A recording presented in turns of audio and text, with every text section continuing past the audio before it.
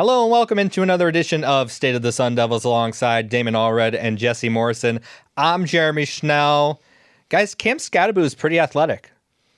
Many are saying. Who knew? Yeah. He's not sneaky athletic, though. No. I'll tell you who knew is everyone who watched him this season. Well, here's the thing. Everybody's like, he's so slow. He's this, he's that. Well, obviously he didn't run at the combine, but we will see that at his pro day. And Graham Rossini just said he's participating in the Big 12 pro day as well in Frisco, Texas. So we'll possibly see him run the 40 twice. But remember, guys, in the middle of the season, there were people saying, and actual data that says he ran 21 miles per hour. That's pretty fast. Yeah, as long as he runs a 4.5 or below, I think he's fine with that physicality that he plays with. As long as he's running a 4.5 or below, I think. But is that really good. the mentality that Cam Skattebo brings to the field, just wanting to meet minimum requirements? No. He might come out here and shock us. No. Because You think he's that's gonna what run a Cam 4.2? Skattebo has done. He's not going to run Not a 4.2, but not maybe gonna like run a a 4.2. 4.36. You know, I A 4.36 would be insane. I actually saw, And so was 39.5-inch vertical. I saw some True. analysis the other day talking about how make veterans do all the combine events, like all the NFL Free agency combine. This used to be a thing in the NFL where there was a free agency combine, and they did terribly. And everybody's like, okay, yeah, we can't ever do this again. It's probably because they're not like 24 in the peak of their athletic No kidding. careers. So, Yeah. if you made James Conner do the combine right now, he's not going to run a 4.5. But guess what? When He's gonna run when over he's- people. When he's there on Sundays, he's going to run over people, and he's going to have breakaway speed to break tackles and go to the end zone. Like, Also, during the off-season combine, the older guys were not probably shot up with Toradol. hey, I'm not saying that James Conner shot up with Toradol. I'm just saying that veterans in the NFL probably feel a little bit more like they're 24, 25 years old when they got that.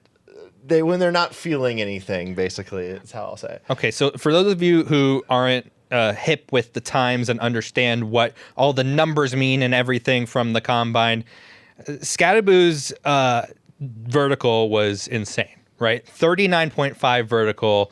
Anything above 35 for his position group is considered really good. And anything above 40, if he had gotten that 0.5 of an inch more, then it would have been elite. So he's basically at an elite area for his position group in terms of vertical jump. I saw it was 93rd percentile among running backs at the combine since 2003, which Yeah. is insane. So, Jesse, when you look at the vertical jump, though, for NFL Combine, you're like, what does this mean for running backs? Well, it means, number one, you can jump over some people. And Backwards hurdles. Yeah, and you can do backwards hurdles. Or when you're running out of the backfield, like Skattebo does a lot in terms of going out for a pass, he's very good at going out for passes. And if the pass is a little bit over his head, he can jump and catch said pass, right? Yeah, I mean, you hit the nail on the head right there. Like, it'll help him, get points for being able to be a receiving back, and then also, yeah, like you mentioned, Damon, it's more of a flashy kind of, Sports Center top 10 moment, but he will be able to, potentially hurdle players, and that'll look cool, and he'll make news for that.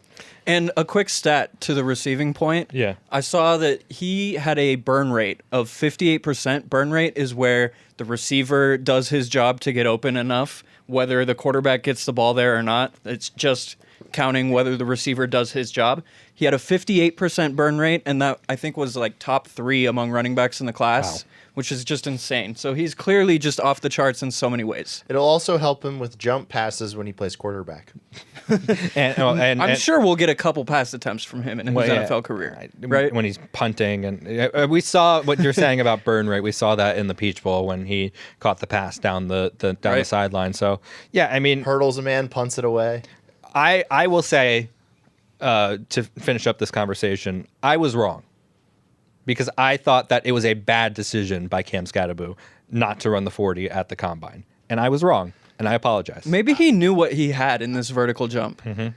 I would like to have seen him run the 40. Again, I guess I've been spending a lot of time around Ron Wolfley, maybe too much time around Ron Wolfley, but like 4.540, by the way. Back in the Ron? day. Yeah. Wow. Mm-hmm. Yeah, 4.58. Hey, give him his 5. Starts with a 4 or 5. Yeah, for a fullback, which is pretty crazy. He was an undersized fullback, as he likes to reiterate. But would have liked to see a little bit more reps on the bench there, Wolf. But we'll get back to 23 reps on the bench for Wolf. We're giving away Wolf's Combine here on the State of the Sun Devils podcast. But and that made me get sidetracked. Oh, I remember now. So I think that it shows a good competitive spirit when you go out there at the Combine and you're like, I'm going to show everyone that I'm not like afraid. Not saying that Cam Skattebo was afraid. It kind of sounds like you're saying that. No, I'm just saying that it shows that you aren't afraid. Even if he isn't afraid, it shows that it shows to teams that it leaves no doubt. That's what I'm saying. Other than him, who had the biggest headlines? You can talk like him, he and like 3 other people were the biggest talks of the Combine.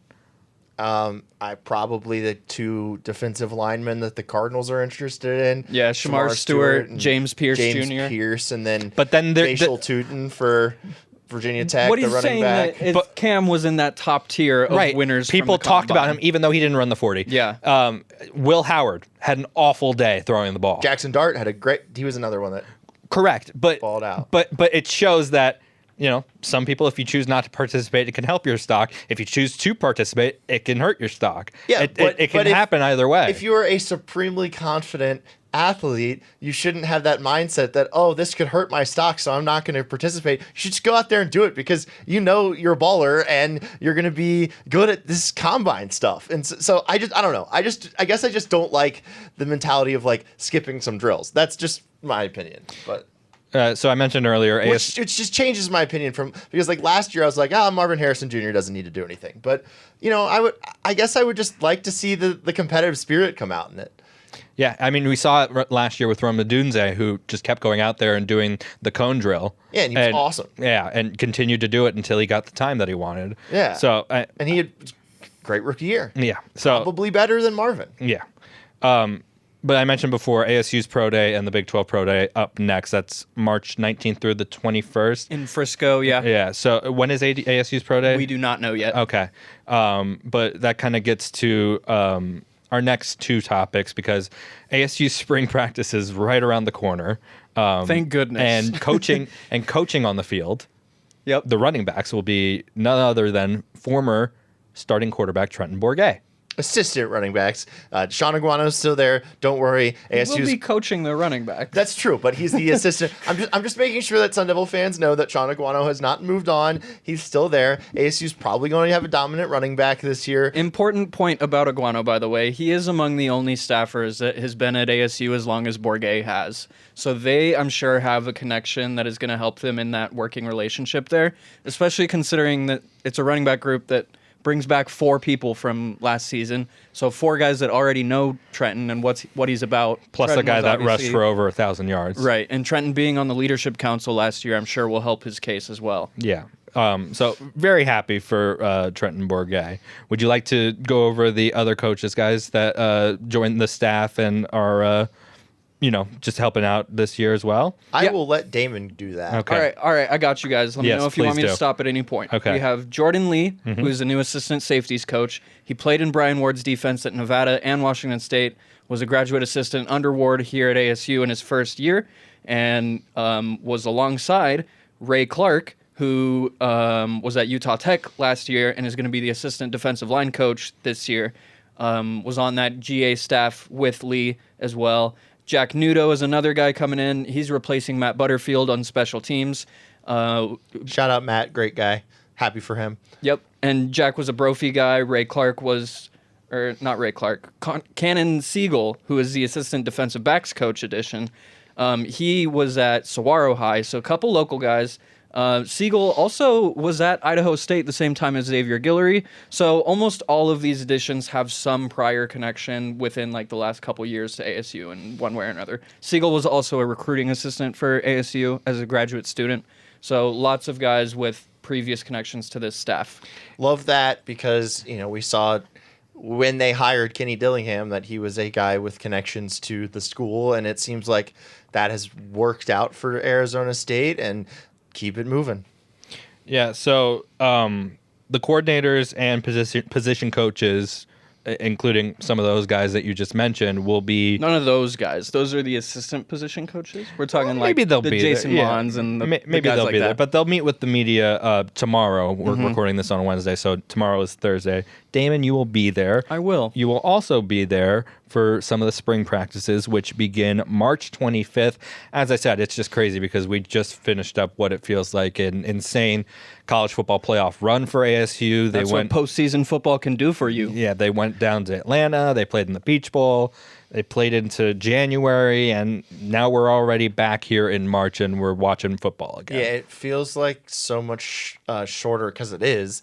Just feels like so much shorter of a time than it used to. Like they'd be wrapping up in the week of Thanksgiving, late November, and then we would wait, and then finally spring practice would come, and we'd be like, okay, is this team going to show us anything this year that's going to make us think that they're better than 3 wins? And now it's not like that, and that's super cool. Yeah, Damon, you brought up to me the other day a date to look out for. I'm sorry to put you on the spot, but in terms of the spring transfer portal window, that ends on the last day of spring practices? Yeah, so the spring transfer window, you can enter anytime between April 16 and April 25. This works especially well for ASU, I think, because that April 25th is the last Friday of ASU's spring camp. So by the end of spring camp, you will know who is departing or not, which I think is a really good situation just in terms of if you're in camp and you're learning and you realize that things aren't going to go well, then you have a chance during camp to, leave. And, those guys that aren't going to be benefited by staying here have the opportunity to leave and go on to better opportunities for them, but also just for us and for the team, knowing that when you get to the end of spring camp, that's the group that you'll have most likely. Obviously, there might be a couple additions in the spring window, but really that's the group that you're going to have, which I think is just great, especially considering how much continuity they're already expecting to have. My guess is that they will lose a running back just because they're so deep in that spot, but that's just a guess. I hope it's not Jason Brown. I think he's got a really bright future. It seems that would kind of be my guess. Yeah. Because he's got a bright future, and he's probably going to be the 3rd or 4th string running back this year again. Speaking of running backs, by the way, guys, have you seen Kyson Brown? Yeah, he's big. He looks large. Mm-hmm. He looked large last year, and he looks larger. Larger. Wow. Could really benefit from some largeness there. So yeah, it's going to be a lot to watch in spring. We'll get into that. I think that he is very good and will have a really good year this year. I just hope that, last year I was like, no, ride with Cam because he's just having an unbelievable year. But I hope that it's a little bit more of a dynamic duo than we've seen under Iguano throughout the years, because I just think that Kyson, he showed that he had some really good games last year, and I hope that it's not just all Kanye all the time, and and I hope Kyson gets some opportunities. Yeah. Let's go over to men's basketball. I never thought I'd be calling a loss to U of A moral victory. This is moral victory show now? No such thing as moral victories, Jeremy. But I mean, they lost by 13 with only 6, almost 7 in terms of rotation players, right? So I thought Josan Sanin was spectacular against Utah, obviously, and he followed it up with another double-digit performance, almost 20 points. He had 19 against U of A, but obviously yesterday was the Alston Mason show, the Alston Mason game, I guess you could say. Just foul trouble that really killed them. Not being able to have Jihad and Phillips down the stretch really hurt them. They had to take them out early in the second half, and playing small ball when Amir Ali is your tallest guy out there, it's not going to lead to success. Yeah. Josan, first off, he's looked really good recently. Might be playing himself back into the NBA draft conversation, which is moderately unfortunate for Sun Devil fans because it means that he might not come back here. Anyway, they lost Adam Miller really early in that game, and then they had 2 more players foul out, as you mentioned, Jeremy.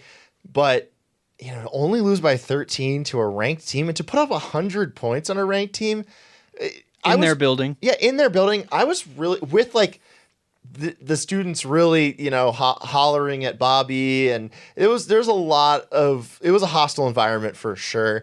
And those players came in and they played really hard and put up, again, 100 points. The defense was very bad last night, but they put up 100 points on that team with a ton of minutes from Trevor Best, Bobby Hurley Jr., and Amir Ali.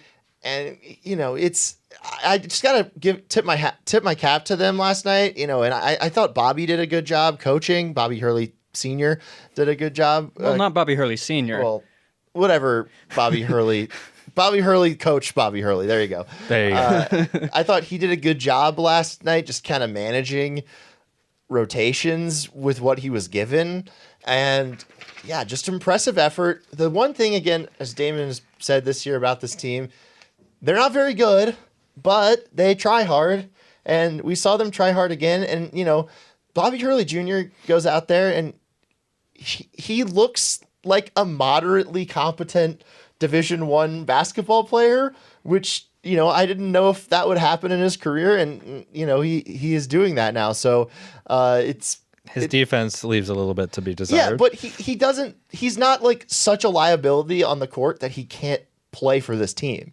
And again, they lost by 13, scored 100 points with playing a lineup with players that we didn't even know would be in the rotation at the Shout out Trevor Best. Trevor Best, we didn't know he was going to be on the team at the beginning of the season. So last week he had his best performance. Yeah. Okay. He's averaging over 10 points over the last 3 games. Thank you. He didn't have a single shot attempt before that on the season. His competitiveness has been incredible to see in obviously just the first couple months that he's been with the team.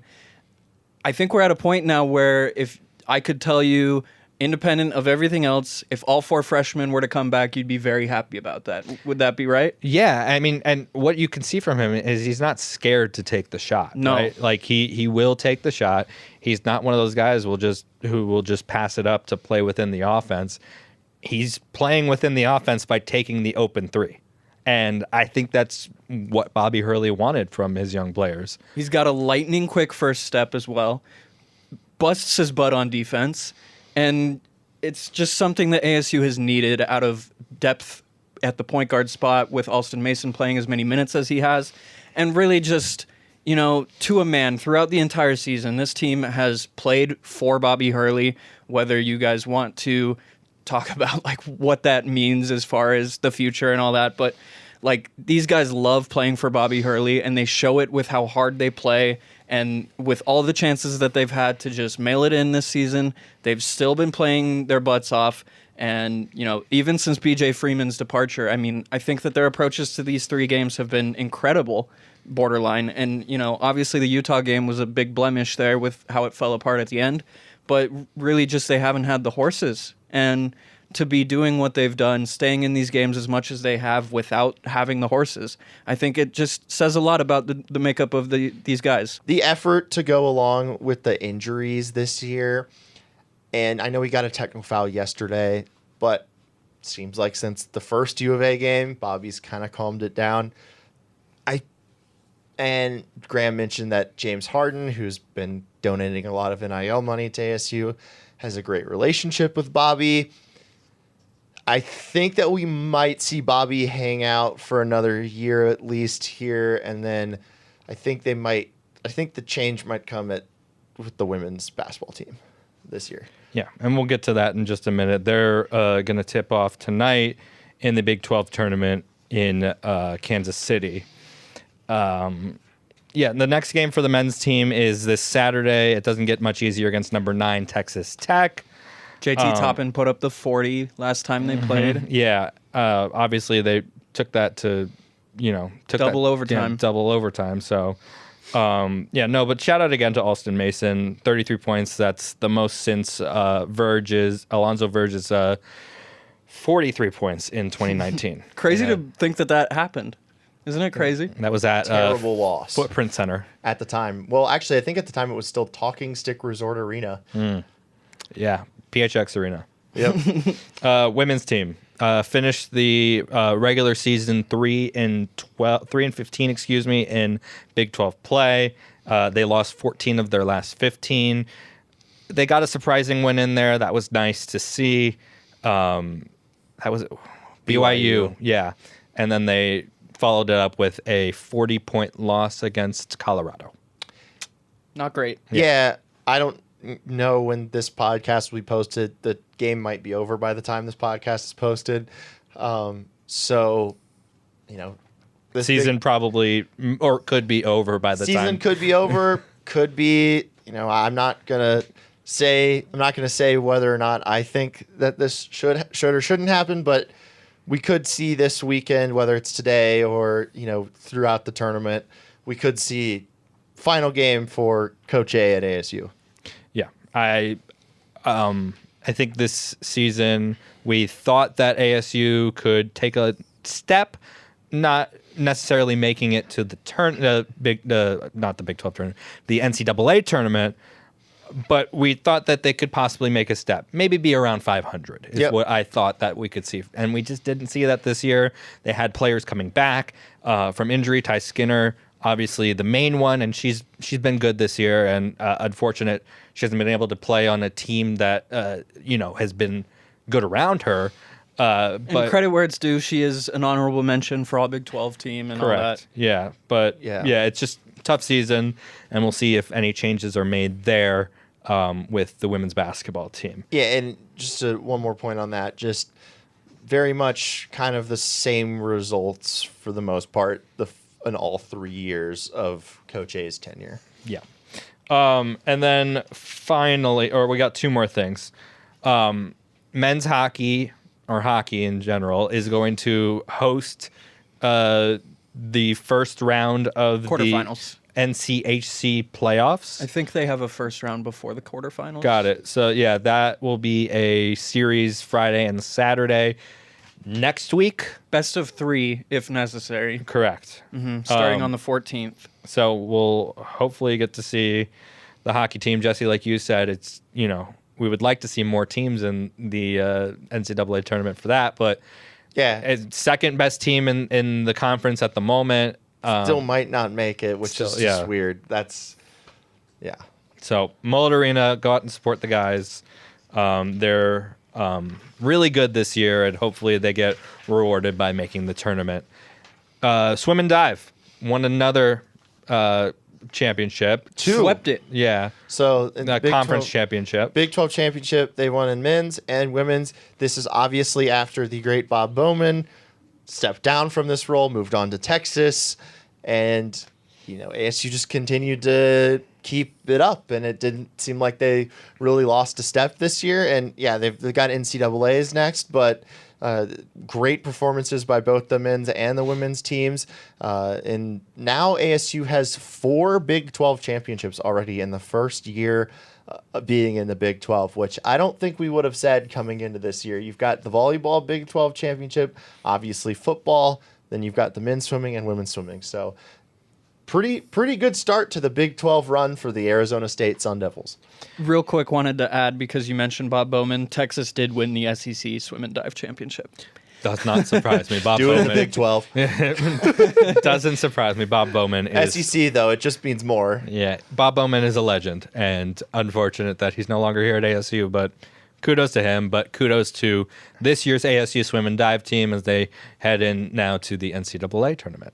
And it was cool to see Graham Rossini be on the pool deck for that. And in Washington. Really doing the promotion for the rest of the athletic department when you might not think of ADs on pool decks at swim and dive championships, but that's pretty cool. Some reporter, I forget who, said, it's rare to see an athletic director on a pool deck, and that's big for recruiting. So I think it's great. I think something that Graham's done that's really cool is that he is focused on everything. He's not just focused on football, men's basketball, like you see at a lot of schools. Yeah, and he's already in Kansas City for the women's basketball tournament, and if that goes well, he could just stay there through next Tuesday. Yep.